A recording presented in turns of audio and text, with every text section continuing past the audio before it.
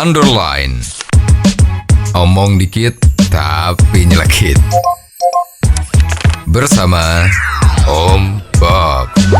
Temukan di channel YouTube Om Bob Indonesia.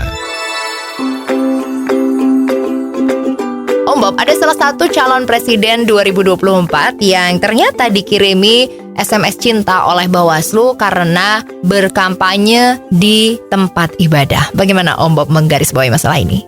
Ya, sebetulnya ini kan belum ada yang namanya calon presiden ya, karena belum resmi. Betul. Ya, resminya kan nanti Ya. bulan September atau November itu kan, itu baru resmi didaftarkan. Sekarang kan baru dicalon-calonkan sama partai pendukung. Betul. Ya ada, nggak apa-apa.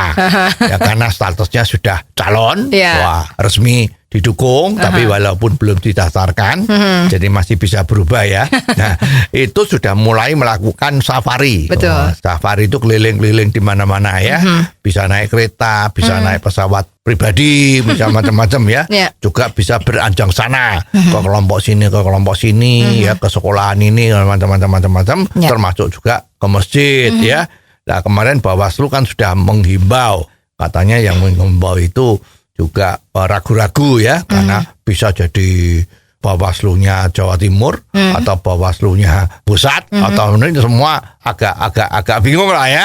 Akhirnya memang ada SMS yang menuju ke calon tadi itu ya, yang isinya menghimbau jangan kampanye di dalam masjid. Ya. Kan memang sudah ada peraturan dari Bawaslu kan, KPU, bahwa tidak boleh lagi masjid tempat ibadah itu dijadikan ajang untuk kampanye. Nah, tetapi kan ada juga nih pejabat kemarin itu yang mengatakan, loh kalau kampanye tidak boleh, karena yang namanya kampanye itu kan menjelang berapa bulan menjelang coblosan ya.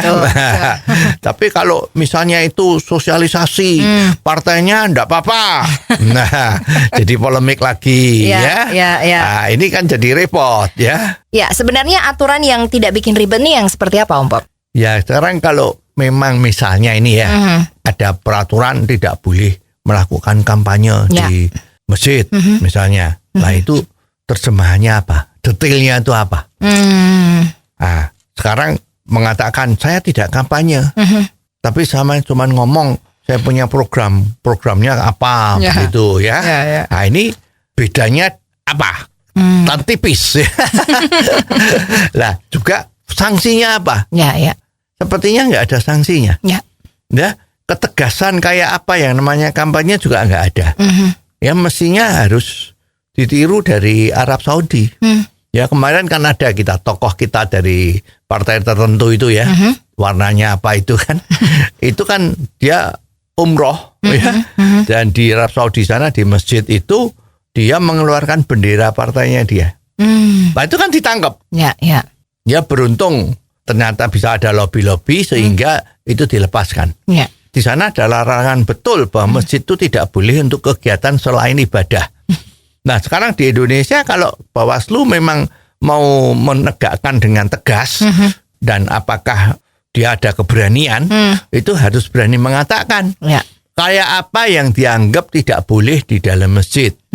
Ya, misalnya lambang-lambang partainya tidak boleh, walaupun lambang itu dipasang di bajunya, misalnya begitu ya.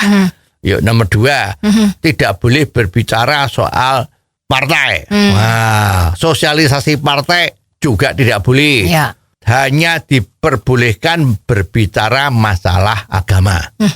Kehidupan sehari-hari yang dikaitkan dengan agama yang soleh, yang baik itu boleh.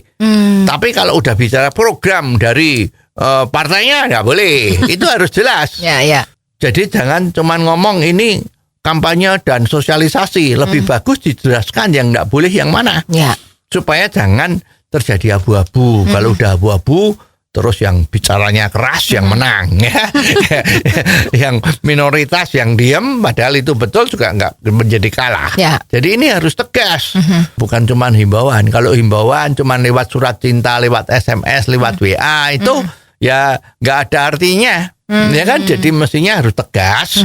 Jelaskan hitam putih, jangan abu-abu. Nah, kalau abu-abu seperti ini repot.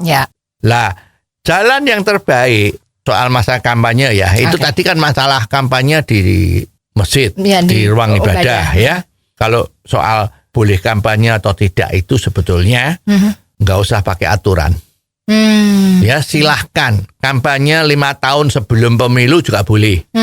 Dia yang mengkampanyekan sekarang saya hidupnya begini, saya bekerja sebagai seperti 5 tahun lagi saya akan mencalonkan diri jadi presiden, saya bisa dipilih karena saya begini-begini. Itu 5 tahun sebelumnya juga boleh. Yang nggak boleh tadi kan udah beres ya. Di tempat ibadah itu nggak boleh, udah jelas. Betul. Tapi kalau sekarang sosialisasi dirinya untuk menjadi presiden selama 5 tahun ya tidak apa-apa. Ya karena kalau memang kampanyenya cuma 3 bulan itu ya semua orang apa percaya. Nanti keluarnya cuma itu cuma janji-janji melulu. Itu kan repot ya. Jadi yang nggak boleh pawai itu betul. Hanya boleh dalam tempo 3 bulan sebelum pemilu itu pawai boleh. Kita mengarahkan massa boleh. Keliling-keliling pakai motor atau mobil boleh ya. Tetapi kalau sosialisasi secara perseorangan secara partai yang tidak mendatangkan massa banyak-banyak gitu ya saya kira ya tidak pada tempatnya kalau dilarang ya. Silahkan saja sehingga dinamika politik di Indonesia ini betul-betul terasa manfaatnya. Oh, jadi begitu ya Om Bob. Jelas deh sekarang. Terima kasih Om Bob untuk waktunya. Sampai ketemu lagi di waktu yang akan datang. Underline. Omong dikit tapi nyelekit. Bersama Om Bob. Jika Anda suka dengan channel ini, jangan lupa subscribe, like, dan komen.